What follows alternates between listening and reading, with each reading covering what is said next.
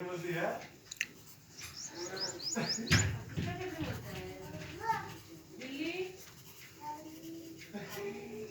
morning, student. Today we'll discuss about the poem which is known as Fire and Ice, which is composed by the Robert Frost. You know, yesterday we have discussed about the dust of snow, and now today I'm going to discuss Fire and Ice of class 10th, which is mentioned in your book First Flight. Now, before going to start of the explanation of this poem, let me tell you about something about the writer, the composer, the Robert Frost. Robert Frost. This poem is composed by the Robert Frost, and yesterday we have discussed about the dust of snow, and this is also you can see here that it is also composed by the Robert Frost. Means this is the second poem we are going to discuss. So the Robert Frost is composed here the poem The Fire and Ice. Before going to explain, let me tell you about what do you mean by the fire and what do you mean by the ice. First of all, this is not actual fire and not actual ice. The fire is symbolized here hatred, or some maybe fire symbolized for desire or want, and ice is for hatred or war. So here the two different meanings are there. The fire and ice both are the contrasting to each other. Means literally they are different from each other. And the Robert Frost found these things in Dante's book. His book, which is known as Inferno. He got this inspiration from Dante's book Inferno, and here he says how this world would end. The fire and ice. I'm going to repeat and I'm going to explain the fourth line of this stanza. The some says the world will end in fire, some says in ice. From what I have tasted of desire, I hold with those who favor fire. Some says. That means some say that means not confirmed. Ki who says means that some part of the people those who are not maximum people, but some people says the world will end in fire. Fire is again here said the wants or desire means ki your desire, your wants means negativity. Maximum numbers of people who are here in the world, they are suffering with a problem, and the problem is the desire, maximum desire. They have maximum number of desire. They want to complete their desire. They want to complete their needs and wants without any hesitations. They want to complete, and they think about that ki how they don't think about that ki how they are going to complete their desire, fulfill their desire. No, there is no need to think about that. Means ki anyway, anyhow they can fulfill their desire. So the poet said, the Robert Frost said, ki some say the world will end in fire.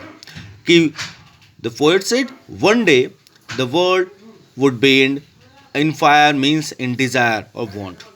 Some says in ice. There is a contrast.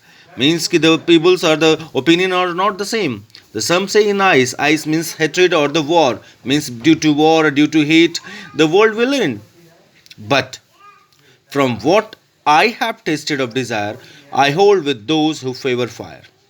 Here the poet, the Robert Frost said, ki I have tasted of desire. It's my opinion. He said ki in my opinion, I also come with the desire or the want. Desire here symbolizes the fire. I have hold with those who favor fire. Means totally he is agree, the Robert Frost is agree with the persons, the people, the community who think about that the world would end because of the fire or maybe the desire or the want. So this was the first stanza. Once again, I'm going to repeat. They said that some say the world will end in the fire. Some people said the world will end due to the desire or the want, and the some says in contrast some says in ice. That means the hatred or the war. But strongly believe the poet is strongly believe that he is also he is also agree with the persons the opinion with those who are agree with the fire or the desire, and he think about that ki world would end because of the fire or desire. So this was the first stanza. Now the second stanza I am going to start.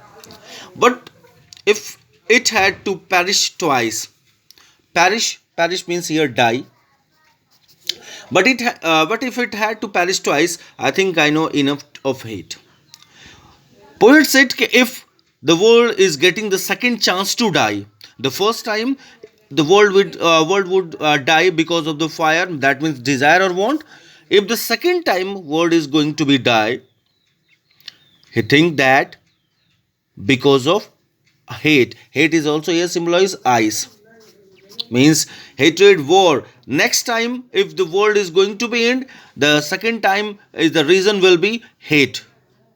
To say that the destruction of ice is also great and would suffice. The poet says that for the destructions, the ice will destroy the world.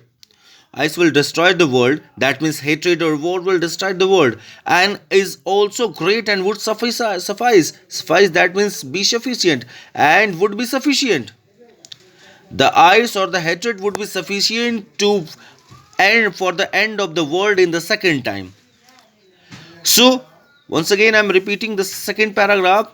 If the world is getting the second time to die, second chance to die, the first time the world would die because of the fire, that means the desire or want. But the second time, if the world is getting chance to die, the world would end because of the ice, that means hate or war.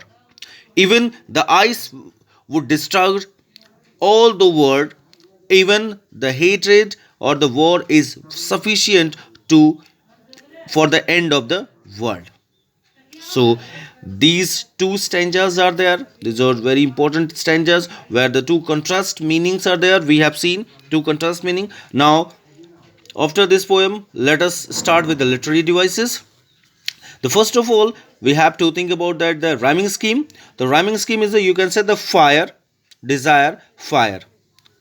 Here in the eyes, the fire, desire, fire. That means A, B, A. The rhyming scheme is A, B, A.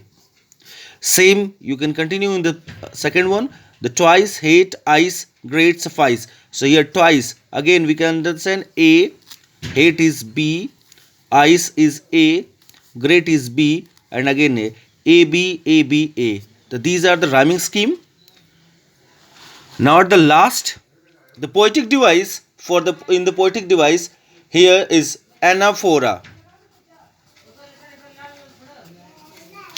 Anaphora, that means the some say. Here you can say some say. 1 and 2.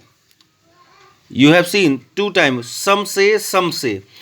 When the two lines are repeating with the same word, with that word is called the anaphora. The next one is that enjambment. You know very well enjambment. When lines continue in three lines, means you can say some say in the world will end in the fire, some say in ice. Or here you can say, I think I know enough of fate to say that for the destruction ice is also great and would suffice. So from I to suffice is a continuation of the line. That is why here is enjambment. Next is alliteration. The repetition of the same sound. Some say is also alliteration. Some and say is also repetition. So here is also alliteration.